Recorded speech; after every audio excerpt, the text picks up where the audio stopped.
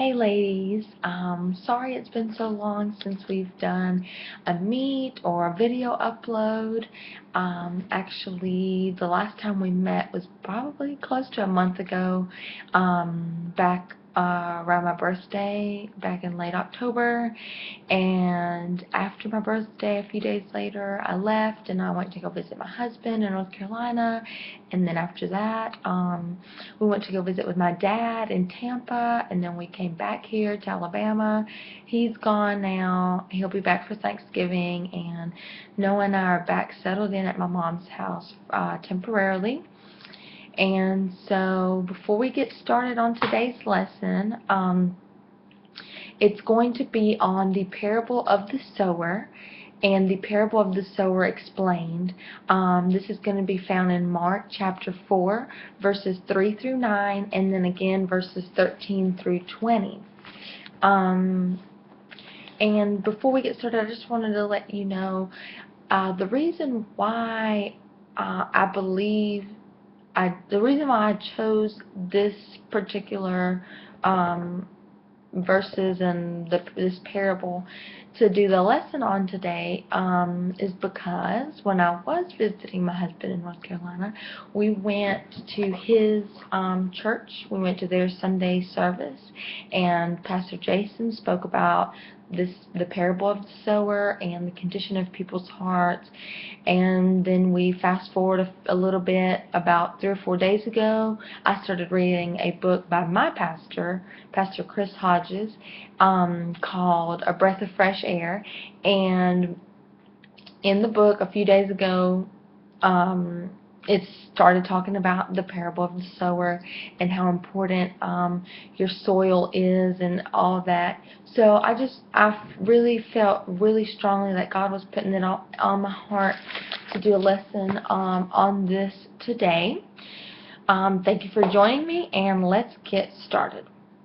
When I read the parable of the sower, the seed is the word. The seed is anything that that's in the Bible, anything that the gospel, the word of God, anything that comes out of here, okay? And the sower can really be anyone. It can be a pastor, a friend, a brother, a sister, a family member, a coworker, an acquaintance, a stranger, a radio host, just anyone that tries to pour this into your life. Anyone that shares a testimony, shares the gospel with you, anyone can be the sower. So let's get started by reading Mark 4, verses 3 through 9. Listen, behold, a sower went out to sow, and it happened as he sowed that some seed fell by the wayside, and the birds of the air came and devoured it. Some fell on stony ground, where it did not have much earth, and immediately it sprang up, because it had no depth of earth. But when the sun was up, it was scorched, and because it had no root, it withered away. And some seed fell among thorns. The thorns grew up and choked it, and it yielded no crop. But other seed fell on good ground, and yielded a crop that sprang up, increased, and produced, some 30-fold, some 60, and some 100. So we're seeing here, let's take note that there are 4 different kinds of soil that this seed can fall into. We have the soil that's by the wayside, where the birds of the air can come and sweep it up. We have the stony ground, where when the seed falls on it, it springs up, but because it has no roots, the sun scorches it and it withers away. We have the thorny ground, where the seed tries to grow, but the thorns come up and choke it. And then we have good ground, the ground that increases and produces and multiplies and puts seeds into other grounds. And those are the 4 different kinds of ground right now. And now I'm going to cross over to the parable of the sower explained, just a few verses over, verses 14 through 20. And it goes in correlation. It's going to talk about those same types of ground, but a little bit more in depth, or a little bit different terms to maybe better understand. So now we have the wayside type of ground. And these are the ones by the wayside where the word is sown when they hear. Satan comes immediately and takes away the word that was sown into their hearts. We have stony ground. These likewise are the ones sown on stony ground, who when they hear the word immediately receive it with gladness, but because they have no root in themselves, and so endure only for a time, afterward, when tribulation and persecution arises for the word's sake, immediately they stumble. The thorny ground.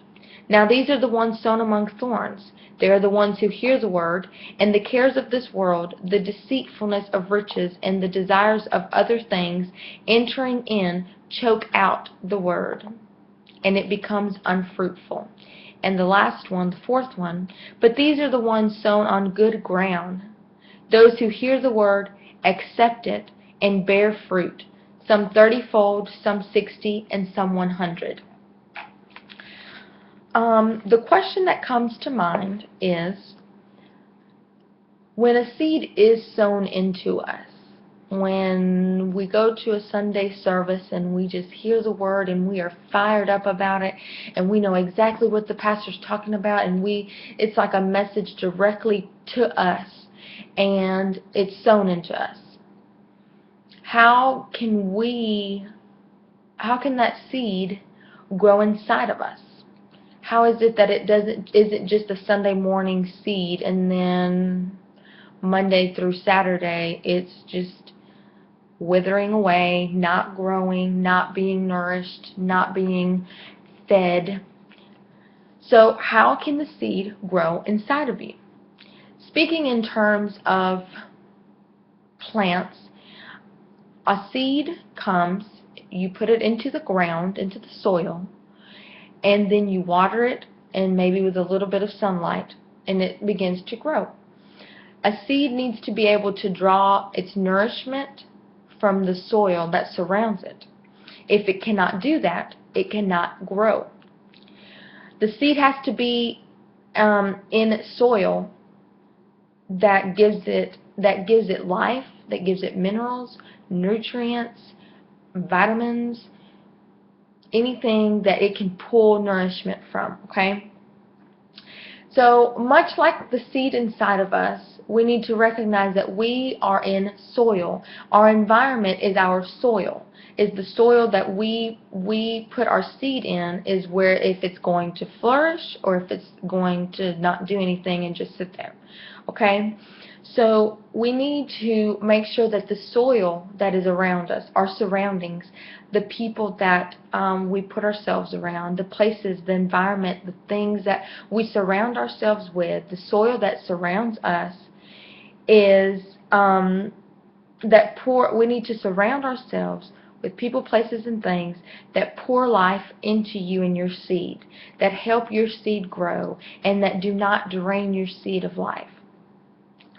Now, let's just think for a second of maybe people or places or even things, okay? Even things. People, places, or things that pour life into you. I can think of a group of friends that they pour life into me. Encouragement, Bible verses, praying for me, constantly just pouring life into my seed.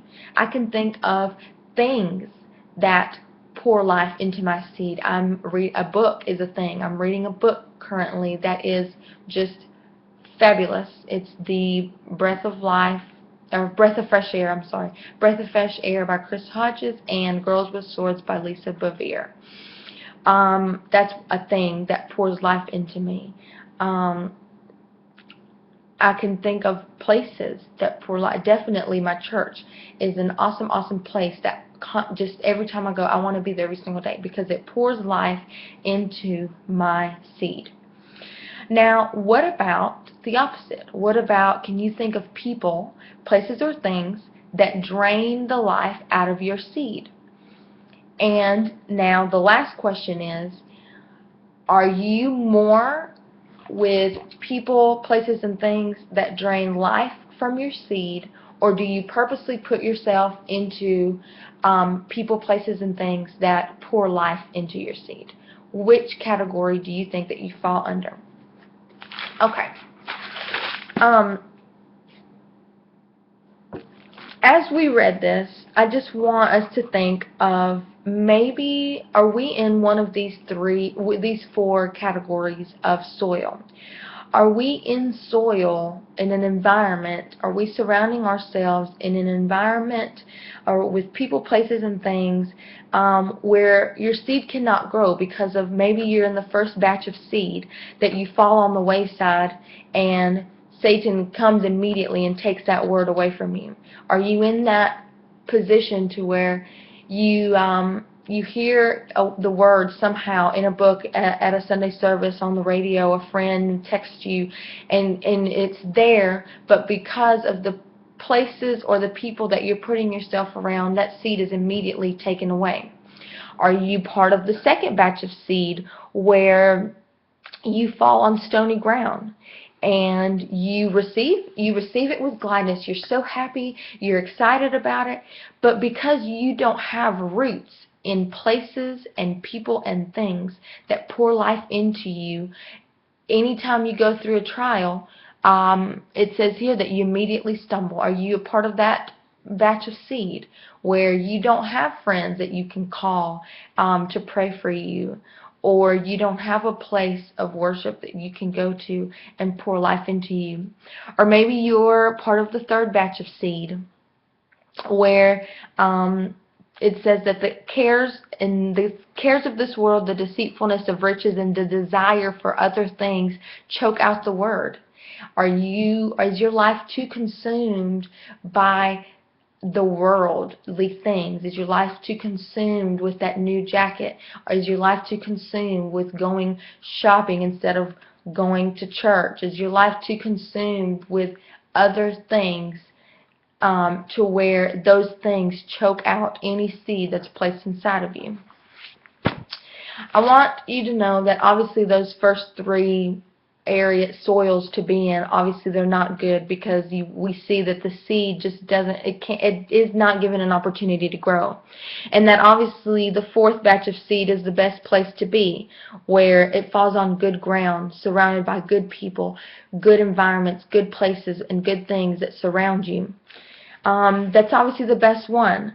But we need to realize that we live in a very sinful world, and it's natural in this world to be in bad soil.